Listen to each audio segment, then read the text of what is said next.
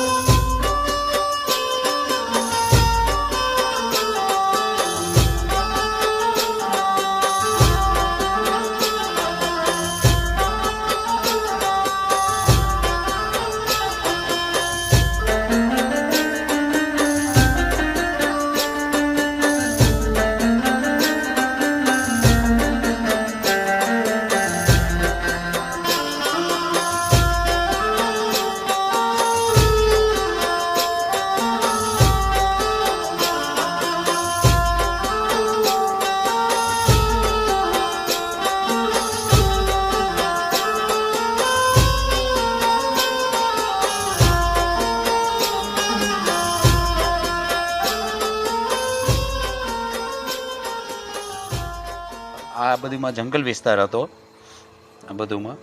પછી અમારે ગંગાપુરી બાપુ નામના એક સાધુ આવ્યા, એની આ બધી જગ્યા સાફસૂફ કરી પછી આ માતાજીનું ધામ ચોખ્ખું કર્યું।